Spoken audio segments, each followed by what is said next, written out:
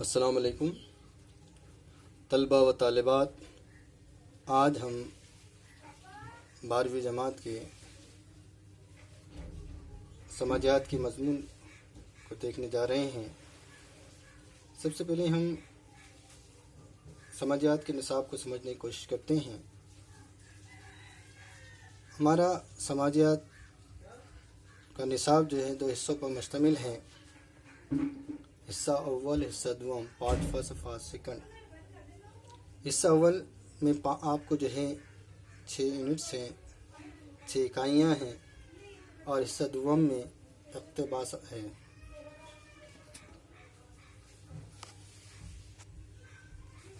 آپ کے سامنے اسکرین پر نظر آ رہا ہوگا آپ کو یونٹ فرسٹ بھارتی سماج کا تعارف، یونٹ سیکنڈ بھارتی سماج کے طبقات، یونٹ 3 یونٹ تھرڈ بھارتی سماج میں تنوع اور اتحاد یعنی تفریق اور اتحاد، یونٹ 4 بھارتی سماج بھارت میں سماجی تبدیلی کے اعمال یا عوامل یا بھارت میں سماجی تبدیلی کا عمل، یونٹ 5 بھارت میں سماجی تحریکیں، اور یونٹ 6 بھارت پہ سماجی مسائل۔ اور حصہ دوم میں اقتباس ہے، ایکسٹریکٹس ہیں۔ ایکسٹریکٹ جو ہیں اسباق میں سے ہو گئے، یونٹس میں سے ہو گئے، اور اس پر سے آپ کو اردو کی پیپر کی طرح، انگلش کے پیپر کی طرح اقتباس میں سے جو ہیں سوالات پوچھے جائیں گے، اس کے جواب دینا آپ کو۔ ایک نیا پیٹرن جو ہے اس سال سے لاگو کیا گیا ہے نئے سلیبس میں ہم کو۔ ہمارا جو پہلا یونٹ ہے بھارتی سماج کا تعارف، یہ 4 اکائیوں پر مشتمل ہے۔ اس میں 4 نکات ہیں، 4 پوائنٹس ہیں، سب یونٹ ہے۔ نمبر 1 بھارتی سماج کا ارتقاء۔ نمبر 2 بھارتی سماج کو متاثر کرنے والے عوامل کا تجزیہ یا جائزہ۔ نمبر 3 بھارتی سماج پر ہر دور کے اثر کا تنقیدی موازنہ یا تنقیدی جائزہ۔ نمبر 4 بھارتی سماج پر مختلف طاقتوں یا مختلف عناصر کے اثر کا نتیجہ۔ یہ 4 نکات ہم کو پڑھنا ہے۔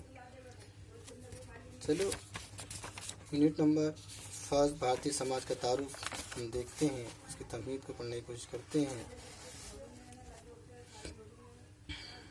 بھارتی سماج کا تعارف۔ بھارتی سماج کو ویسے تو 4 ادوار میں تقسیم کیا گیا: قدیم دور، دور وسطیٰ، انگریزوں کا دور اور آزادی کے بعد کا دور۔ قدیم دور جو ہے یہ ویدوں کے زمانوں سے لے کر اپنشد، وید، چندرگپت موریہ، یہ پیریڈ جو ہے قدیم دور کے اندر آتا ہے۔ 1000 عیسوی سے پہلے کا دور قدیم دور کے اندر آیا۔ 1000 عیسوی سے 1857 تک یہ جو دور ہے، انگریزوں کی حکومت قائم ہونے سے پہلے کا دور، یہ دور وسطیٰ کہلاتا ہے۔ اس کے بعد انگریزوں کے دور یا نوآبادیاتی دور، نوآبادیات، کالونیل پیریڈ اس کو کہتے ہیں، کہ دنیا کے بہت سارے ممالک نے جو ہے کالونیاں بنانی شروع کر دی تھی، دوسرے ممالک پر قبضہ کرنا، ان کو اپنے نوآبادیات بنانا۔ تو وہ دنیا بھر کے اندر ایک دور چل پڑا تھا۔ تو ہمارے ہندوستان بھی جو ہے انگلینڈ کا غلام رہا ہے 1857 سے لے کر 1947 تک۔ تو یہ نوآبادیاتی دور یا انگریزوں کا دور۔ اس کے بعد ہم نے 1947 میں آزادی حاصل کی، تو اس کے بعد کا دور جس میں ہم رہ رہے ہیں تو وہ آزادی کے بعد کا دور۔ یہ 3 ادوار کے اعتبار سے ہم کو جو ہے دیکھنا ہے۔ سب سے پہلے ہم انٹروڈکشن دیکھتے ہیں۔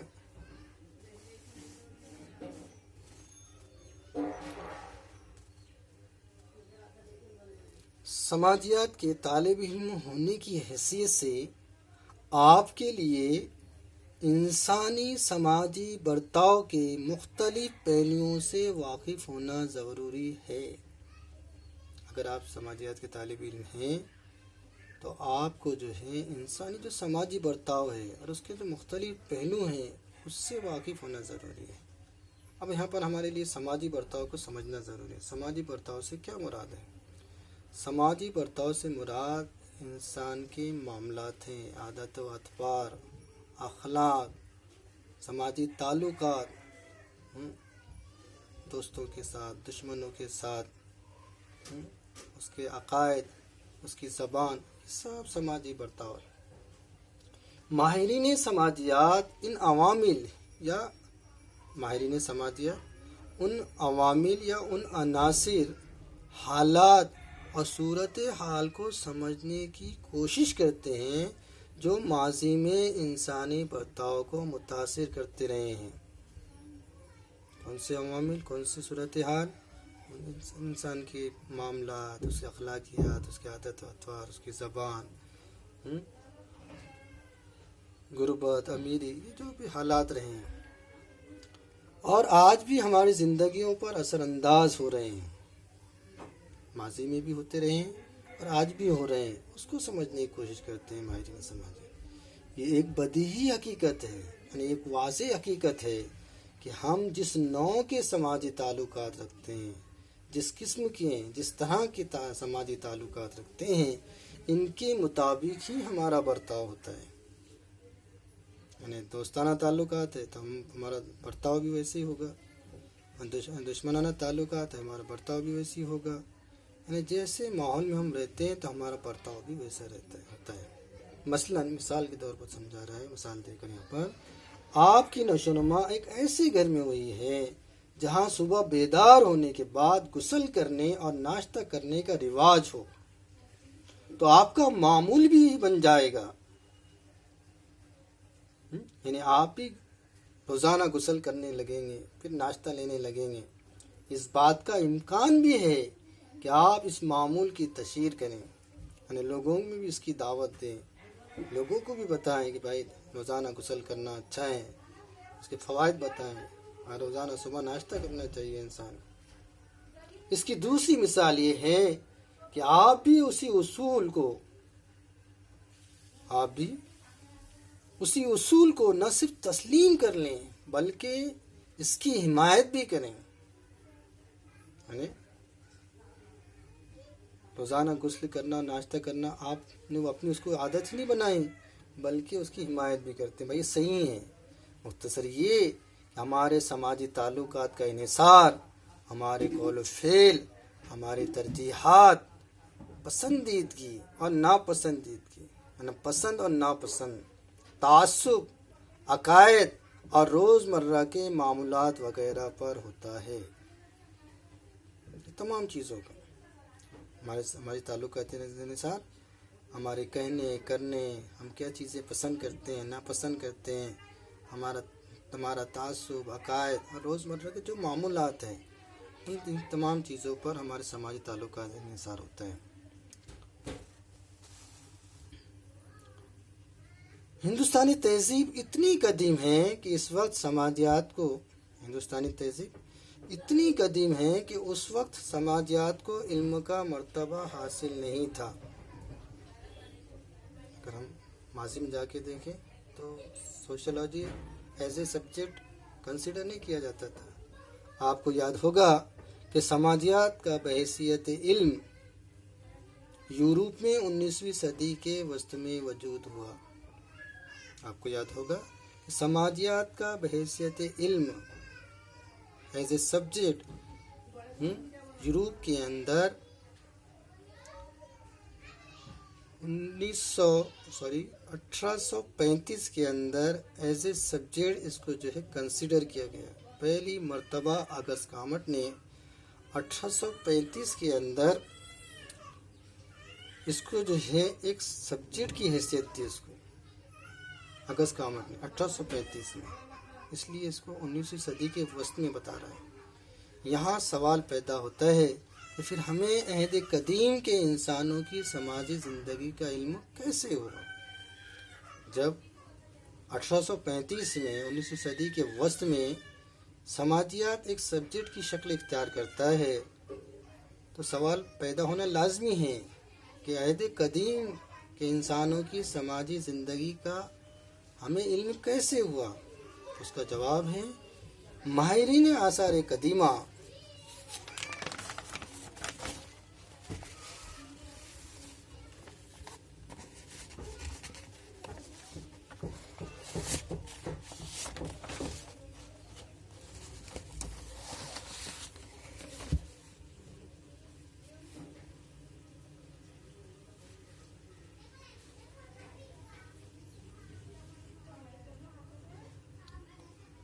ماہرین اب اس سوال کا جواب کہ جب 1835 کے اندر سماجیات کو، سوشولوجی کو سبجیکٹ کی حیثیت حاصل ہوئی تو قدیم دور کے بارے میں ہمیں معلومات کیسے حاصل ہوئی؟ تو جو ماہرین آثار قدیمہ ہیں اور مورخین ہیں، تاریخ داں ہیں، تو ماہرین آثار قدیمہ اور مورخین کی دریافت کردہ انسانی مصنوعات کے نمونے ماضی کی معلومات حاصل کرنے کے اہم ماخذ ہیں۔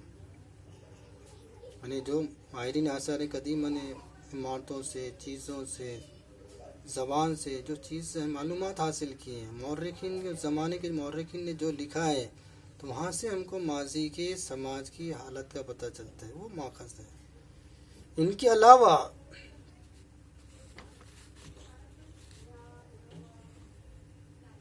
سفر نامے، جیسے ابن بطوطہ کے سفر نامے موجود ہیں، لوگ سفر کرتے تھے اور وہ جہاں جاتے ہیں وہاں کی تاریخیں لکھتے ہیں، کیسا سماج ہے، کیسے لوگ کس کی عبادت کرتے ہیں، کس کی پرستش کرتے ہیں، یادداشتیں، میموریز لوگ لکھا کرتے تھے۔ سوانح عمری، ادب، شاہی فرامین، کتبات، عدالتی فیصلے وغیرہ بھی اہم ماخذ کی حیثیت رکھتے ہیں۔ اس زمانے کی تو تمام چیزیں ہیں، شاہی فرمان ہو، کتبات ہو، عدالتی فیصلے ہو، تو ان سے بھی ہم کو اس زمانے کے سماج کا پتہ چلتا ہے۔ انسانی مصنوعات کے نمونے سے مراد تہذیب کے مادی اجزاء ہیں۔ اب یہاں پر جہاں تہذیب کے اجزاء کا سوال آیا، مادی اجزاء اور غیر، تو ہم کو یہاں دھیان میں رکھنا ہوگا کہ تہذیب کے مادی اور غیر مادی دو طرح کے اجزاء ہوتے ہیں۔ تو مادی اجزاء تو ہمارے سامنے ہیں، یہاں پر جو چیزوں کی شکل میں ہیں، تہذیب سے تعلق رکھنے والی جو چیزیں ہیں وہ مادی اجزاء ہیں، جو ہم کو نظر آتے ہیں چیزوں کی شکل میں، لیکن زبان، اخلاق، عادت و اطوار، تعلقات، یہ غیر مادی اجزاء ہیں۔ تو انسانی مصنوعات کے نمونے سے مراد تہذیب کے مادی اجزاء ہیں، جیسے اوزار اس زمانے کے، برتن، زیورات، آرٹ، مجسمے، تصاویر، کھدائی کے دوران حاصل ہونے والی اشیاء، مقبرے، سکے، ہتھیار وغیرہ، یہ اس زمانے کے ہم کو بارے میں معلومات دیتے ہیں چیزیں، تہذیب کے مادی اجزاء۔ علاوہ ازیں انسانی اور حیوانی ہڈیاں، اس زمانے کی جو انسانی اور حیوانی جو ہڈیاں ہیں، اس سے پتہ چلتا ہے کہ زمانے کے لوگ کتنے قداوار ہوا کرتے تھے، کیسے ان کی ہڈیوں پر سے پتہ چلتا ہے، ڈھانچوں پر سے پتہ چلتا ہے۔ رکازات، جغرافیائی محل وقوع بھی اس دور کا سراغ دیتے ہیں کہ کیسی زندگی رہی ہو ان لوگوں۔ جدید تکنیک کے ذریعے مادی باقیات کی عمر اور دیگر خصوصیات کا تعین کرنا ممکن ہے۔ جو آج ماڈرن جو ٹیکنالوجی ہے، ان چیزوں کی جو عمر ہے، وہ چیزیں کتنی سال پرانی ہیں اور وہ ان کی کیا خوبیاں رہی ہیں، کیا خوبیاں ہیں، اس کا تعین کرنا ممکن ہے۔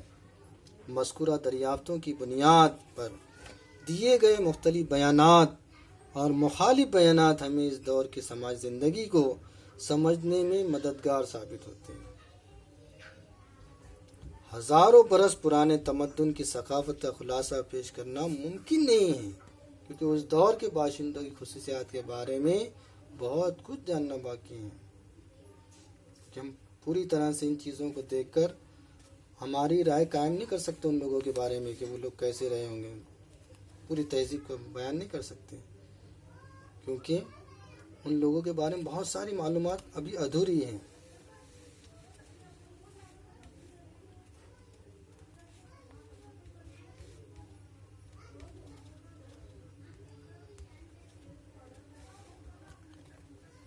اس موضوع کی آسان تفہیم کے لیے، آسانی سے سمجھنے کے لیے ہم اس اکائی کو 3 ذیلی اکائیوں میں تقسیم کریں گے جو حسب ذیل ہیں، جس کو ہم نے شروع میں دیکھا: قدیم اور عہد وسطیٰ کا بھارت، نوآبادیاتی دور یعنی انگریزوں کا دور، اور آزادی کے بعد کا دور۔ امید ہے کہ آپ 21ویں صدی میں سماجیات کے طالب علم کی حیثیت سے ہندوستانی سماج کے بارے میں حاصل ہونے والی معلومات پر غور و خوض کریں گے، ان کو سمجھیں گے، ان کی قدر کریں گے، نیز تنقیدی نقطہ نظر سے جانچ کریں گے، اپنی رائے نہ بناتے ہوئے اس کے مثبت اور منفی پہلوؤں پر غور کرتے ہوئے اس کی جانچ کریں گے۔ ایسا کرنے کے لیے فطری طور پر کسی تاریخی ڈھانچے کے ذریعے ہزاروں برس پیچھے کی طرف جانا ہوگا، اس زمانے کی معلومات ہم کو حاصل کرنی ہوگی۔ انسانی گزر بسر کے بے شمار طریقے، سماجی ماحولیاتی تعلقات، مشاغل، رسوم و رواج، ناانصافیاں، فاش غلطیاں، ہجرت اور جلا وطنی، دیگر ممکنہ عوامل وغیرہ مخصوص موضوعات اور نمایاں واقعات کے تذکرے آپ کو حیران کر دیں گے۔ اس زمانے کی تمام چیزیں کہ اس زمانے میں ایسا ہوتا تھا، ایسے مشاکل تھے، ایسے رسم و رواج تھے، ایسی ناانصافیاں ہوئی ہیں، ایسی فاش غلطیاں ہوئی ہیں، لوگوں کو ہجرت کرنے پر مجبور ہونا پڑا، جلا وطن کیا گیا۔ ماضی کے علم نے ہمارے حال کو ایک پیکر عطا کیا ہے۔ ماضی کے اندر جو چیزیں ہوئی ہیں تو اس سے ہم حال کے اندر ہم کو ایک جو نمونہ ملا ہے، تو ہم نے بہت ساری غلطیوں کو سدھارا ہے، جس کا انحصار یقینی طور پر اس امر پر ہے کہ ہم کیا، کیوں اور کس طرح غور و فکر اور برتاؤ کرتے ہیں۔ مذکورہ معلومات ہمارے ماضی اور حال کے تنوع، ماضی اور حال کے فرق، نیز ہمارے تہذیب اور سماجی ورثے کی تکثیری جڑوں کا احساس دلاتی ہے۔ صرف ماضی اور حال کے فرق کو نہیں بتاتی ہے، بلکہ تہذیب اور سماجی جو ورثہ ہے، ہمارے جو تہذیب اور سماجی دولت ہے، اس کی جڑیں کتنی مضبوط ہیں، یہ ہم کو بتاتے ہیں۔ آئیے ہم اپنے ماضی کی یادوں کو روشن کریں۔ اگلے کے پیریڈ میں ہم جو ہیں، جو ہمارا قدیم دور یا دور وسطیٰ، اس کو دیکھنے جا رہے ہیں۔ تو اللہ حافظ۔